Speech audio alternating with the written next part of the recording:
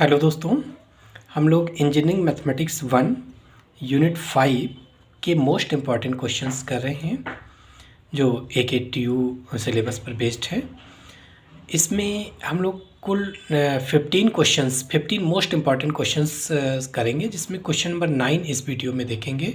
बाकी क्वेश्चंस देखने के लिए डिस्क्रिप्शन बॉक्स में लिंक दी है, तो क्वेश्चन नंबर 1 से 15 तक आप देख सकते हैं बाकी क्वेश्चंस। ठीक है, मोस्ट इम्पॉर्टेंट क्वेश्चंस की सीरीज कर रहे हैं।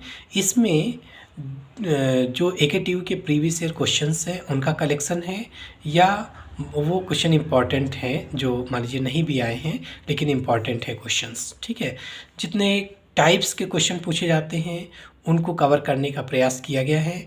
अगर सेम क्वेश्चन नहीं आता, उस टाइप का क्वेश्चन आता है तो आप आसानी से कर सकते हैं। ठीक है, ज़्यादातर तो ये 15 क्वेश्चन में से देखिए, सेक्शन बी और सी में आपको 3 क्वेश्चंस करने होते हैं। मतलब सेक्शन बी में 5 क्वेश्चन रहेंगे और वहाँ से एक क्वेश्चन आपको इस यूनिट का मिलेगा, है ना। सेक्शन सी में 2 क्वेश्चन होंगे, एक पार्ट आपको करना होगा। ठीक है, तो इस तरीके से कुल 3 क्वेश्चंस हर यूनिट से आपको मिलेंगे, लेकिन 2 करने होंगे। ठीक, तो ये हम 15 क्वेश्चंस जो दे रहे हैं, एक क्वेश्चन उम्मीद है कि ज़रूर मिल जाएगा। हो सकता है दोनों क्वेश्चन मिल जाए, हो सकता है तीनों क्वेश्चंस मिल जाएं, या नहीं भी मिलता है तो इस टाइप का क्वेश्चन आपको ज़रूर मिल जाएगा, तो आप मतलब क्वेश्चन कर सकते हैं आसानी से। ठीक है, एक क्वेश्चन तो बिल्कुल श्योर है कि एक क्वेश्चन तो इन 15 में से एक क्वेश्चन तो मिलेगा ही मिलेगा।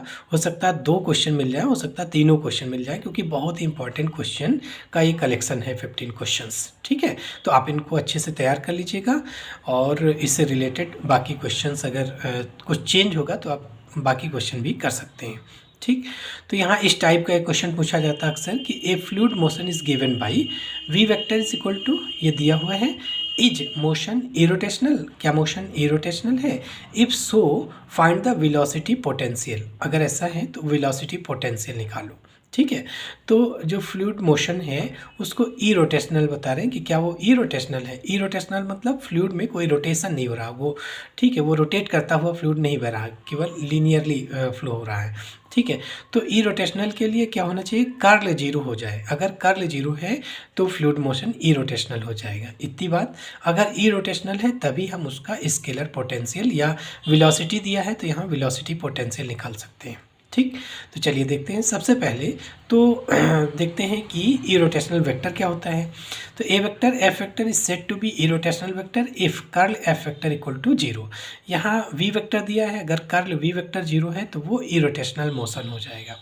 ठीक है, तो V vector is equal to Y sine Z minus sine X I cap, ये दिया है आपका वी वेक्टर।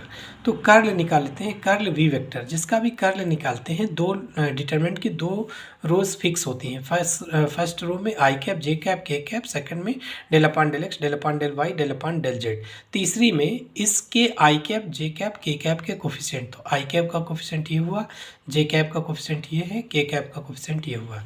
अब इस डिटरमिनेंट को हल कर लीजिए। So this equal to I cap into ये कैंसिल ये कैंसिल, इसका y के रिस्पेक्ट में डेरिवेटिव है ना, del upon del y into this, तो y के रिस्पेक्ट में डेरिवेटिव तो हो जाएगा x cos z plus 2y, है ना, x cos z plus 2y, और माइनस इसका z के रिस्पेक्ट में डेरिवेटिव, इसका z के रिस्पेक्ट में डेरिवेटिव, तो ये हो जाएगा आपका x साइन z का cos z, x cos z और माइनस का 2y, है ना, तो x cos z minus 2y, तो देखो 2y से 2y cancel, x cos z cancel हो जाएगा। माइनस जे कैप इंटू, है ना, इस डिटरमिनेंट को ओपन करना है, तो minus J cap into corresponding rows column off हो जाएगा। फिर इसका डेरिवेटिव, है ना, इसका del upon del X into this, x के रिस्पेक्ट में पार्शियल डेरिवेटिव, तो y cos z हो गया, और फिर इसका z के रिस्पेक्ट में पार्शियल डेरिवेटिव, तो cos z का साइन z, तो साइन z का cos z, y cos z हो जाएगा, तो माइनस का y cos z, ये भी कैंसिल हो जाएगा आपस में, प्लस के कैप इंटू ये कैंसिल, इसका x के रिस्पेक्ट में पार्शियल डेरिवेटिव साइन z आ गया, माइनस इसका y के रिस्पेक्ट में पार्शियल डेरिवेटिव, तो साइन z हो गया, sine z minus sine z, ये भी कैंसिल हो गया। So curl v vector equal to 0। Therefore V vector is irrotational vector, that is motion is irrotational. V vector velocity represent कर रहा है, इसका मतलब मोशन क्या है, इरोटेशनल है। This implies that motion is irrotational. तो एक चीज़ तो ये जो पूछा था कि इज मोशन इरोटेशनल, तो एस मोशन इज इरोटेशनल, ठीक, आपने बता दिया। उसके बाद स्केलर वेलोसिटी पोटेंशियल आपसे निकलवा रहा है, मतलब फाई की वैल्यू निकलवा रहे हैं। तो जब भी curl V vector equal to 0 होगा तो V vector equal to grad phi लिख सकते हैं। कैसे? We know that curl grad phi equal to 0 होता है always, curl grad phi equal to always 0 होता है।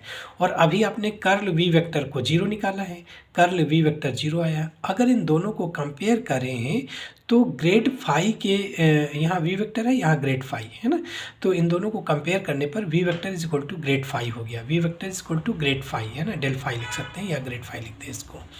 तो जब भी कर्ल 0 होगा तो उस वेक्टर को ग्रेड फाई के बराबर लिख पाएंगे। अब जब भी स्केलर पोटेंशियल निकालना होगा तो हम टोटल डेरिवेटिव का ये फार्मूला लिखेंगे। फाई किसका फंक्शन है, एक्स वाई जेड का। फाई किसका फंक्शन है, एक्स वाई जेड का फंक्शन है। अगर फाई एक्स वाई जेड का फंक्शन है तो टोटल डेरिवेटिव से D phi is equal to del phi upon del X into D X plus del phi upon del Y into D Y plus del phi upon del Z into D Z, ऐसा लिख सकते हैं total derivative से। तो जब आपको scalar potential निकालना होगा तो आप यही फार्मूला लिखेंगे हमेशा, D phi is equal to del phi upon del X into D X plus del phi upon del Y into D Y plus del phi upon del Z into D Z, ठीक है। अब इसको dot product के form में ऐसा लिख सकते हैं कि इसके साथ आई cap J cap K cap लगा लो, इनके साथ भी आई cap J cap K cap लगा लो, डॉट प्रोडक्ट कर दो। तो इसी क्वांटिटी को ऐसा भी लिख सकते हैं कि I cap del phi upon del X plus J cap del phi upon del Y plus K cap del phi upon del Z dot D X I cap plus D Y J cap plus D Z K cap, ऐसा भी इसको लिख सकते हैं। और ये पहली वाली क्वांटिटी क्या बन गई, ये वाली क्वांटिटी क्या हो गई, ग्रेड फाई है ना, grad phi dot del phi dot D X I cap plus D Y J cap plus D Z K cap. अब देखिए ग्रेड फाई किसके बराबर है, वी वेक्टर के बराबर। यहाँ आपने दिखा है कि वी वेक्टर ग्रेड फाई, यानी ग्रेड फाई की जगह पे वी वेक्टर लिख सकते हैं। So V vector dot D X I cap plus D Y J cap plus D Z K cap. और वी वेक्टर क्या दे रखे हैं, वी वेक्टर ये दे रखे हैं। इसको जब डॉट कराएंगे, इसको डॉट कराएंगे D X I cap plus D Y J cap plus D Z K cap, तो इसके साथ डी एक्स आ जाएगा, इसके साथ डी वाई आ जाएगा, इसके साथ डी जेड आ जाएगा, ठीक है।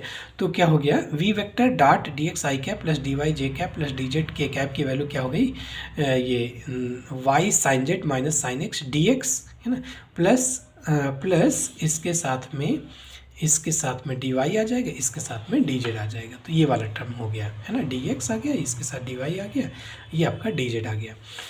अब इसमें देखिए इसको डी के फॉर्म में हम लोग लिखने का प्रयास करेंगे, डी के फॉर्म में है ना। तो देखिए इसे डी एक्स लिखा, पहला टर्म देखेंगे, सबसे पहले शुरू वाला टर्म देख लेंगे। तो यहाँ डी एक्स लिखा है, ये वाई जेड, इसका मतलब इसको डी के फॉर्म में लिखना है, तो D of Y sine Z तो रहेगा ही, और डी एक्स लिखा, इसका मतलब एक्स भी इंटू में आ जाएगा यहाँ पर। तो एक्स वाई क्या हो जाएगा, एक्स वाई इंटू क्या हो जाएगा, ये आपका X D of X Y D, देखिए वाई साइन जेड तो है ही है, डी एक्स लिखा है, इसका मतलब एक्स इंटू में लिख लिया, तो D of X Y sine Z, D of X Y sine Z, इसकी वैल्यू क्या होगी, D of X Y sine Z. इसको अगर डिफ्रेंशिएट कर लें, तो ये एक टर्म नहीं, इससे 3 टर्म आ जाएंगे। तो पहले का डेरिवेटिव देखिए, पहले का डेरिवेटिव तो वाई साइन जेड इंटू पहले का डेरिवेटिव डी एक्स हो गया, प्लस दूसरे टर्म का डेरिवेटिव तो X sine Z into D Y हो जाएगा, X sine Z into D Y हो गया, प्लस तीसरे का डेरिवेटिव साइन जेड का डेरिवेटिव कॉस जेड, तो X Y cos Z D Z क्या हो जाएगा, एक्स वाई साइन जेड का हो जाएगा cos Z into D Z, x Y cos Z D Z. यानी ये क्वांटिटी इतने टर्म को कवर कर लिया, ठीक है। तो हम पहले वाले टर्म को देखा, तो पहले वाले टर्म से हमको देखिए एक एक टर्म लेते रहेंगे। तो पहले वाले टर्म में यहाँ डी एक्स लिखा है, तो D of Y sine Z into X कर लो। तो इसमें इस टर्म में कौन कौन सा टर्म आ गया, Y sine Z D X आ गया, ठीक है।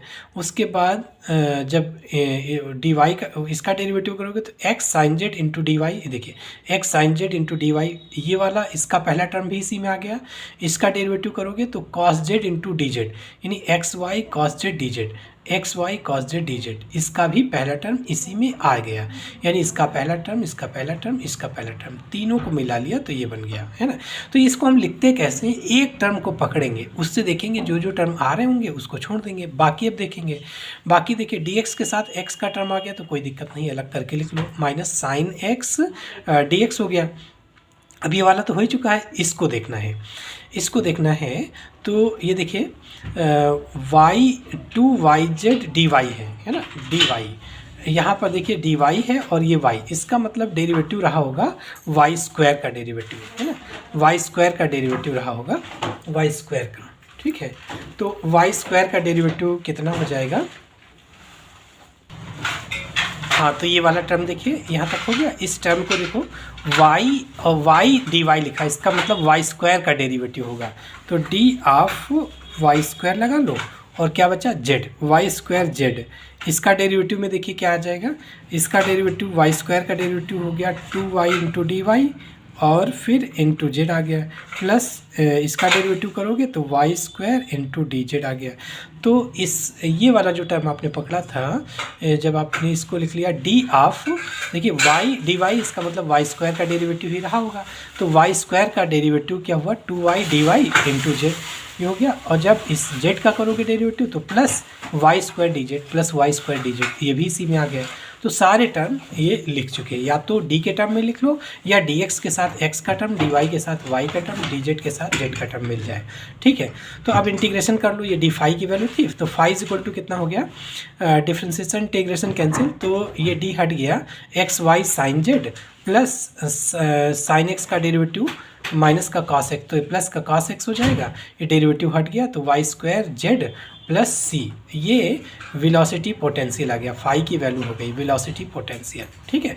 इस तरीके से क्वेश्चन कंप्लीट हुआ। Thank you.